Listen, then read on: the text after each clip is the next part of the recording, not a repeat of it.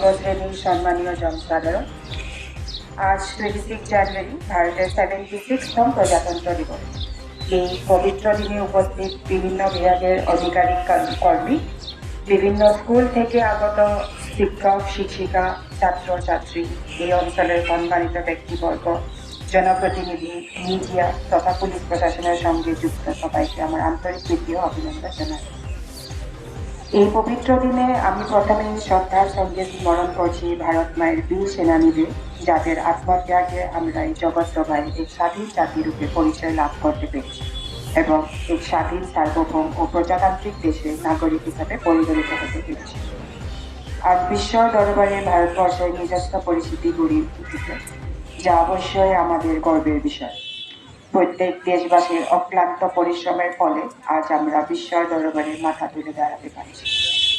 স্বাধীনতা অর্জনের পর এই দেশের আপামর মানুষ সম্মিলিতভাবে রাষ্ট্র নির্মাণের কাজ আরম্ভ করেছিলেন, যার ফলে আজকের দিনে ভারতবর্ষ এক স্বয়ংসম্পূর্ণ রাষ্ট্র হিসাবে পরিগণিত। এটা আমাদের গর্বের বিষয় যে আমাদের সংবিধান আমাদেরকে কল্যাণকামী রাষ্ট্রের সুনাগরিক হওয়ার অধিকার দিয়েছে। আমাদের সরকার জনগণের সার্বিক কল্যাণের জন্য যে দায়বদ্ধ, সেটা আজকের দিনে আমাদেরকে স্মরণ করিয়ে দেয়। আমি আজ অত্যন্ত আনন্দের সঙ্গে বলতে পারি যে আমাদের সরকার জনগণের সার্বিক উন্নয়নের জন্য জনগণের পরিচালিত সরকার। বর্তমানে কেন্দ্র ও রাজ্য সরকার আমলে দেশের এবং রাজ্যের সঙ্গে আমাদের জেলাতেও উল্লেখযোগ্য উন্নয়ন হয়েছে।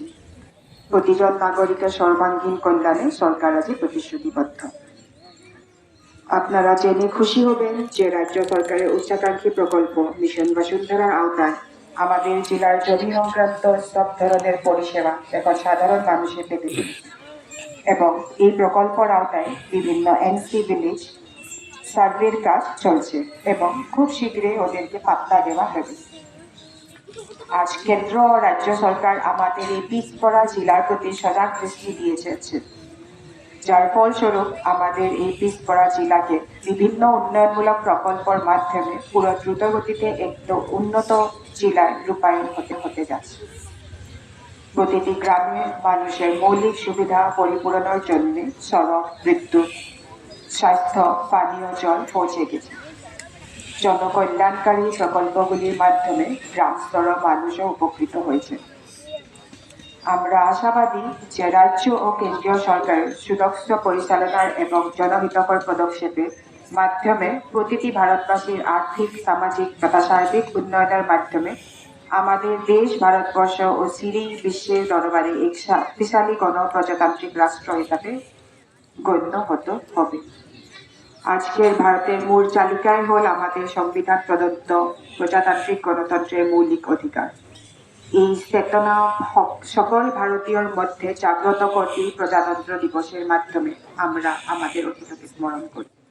প্রত্যেক ভারতবাসী হিংসা, বিরোধ, ভেদাভেদ ভুলে সংঘবদ্ধ হয়ে দেশ বিরোধী শক্তির বিরুদ্ধে সংগ্রাম করার জন্য আজ আবারও আমাদের প্রতিজ্ঞাবদ্ধ হতে হবে।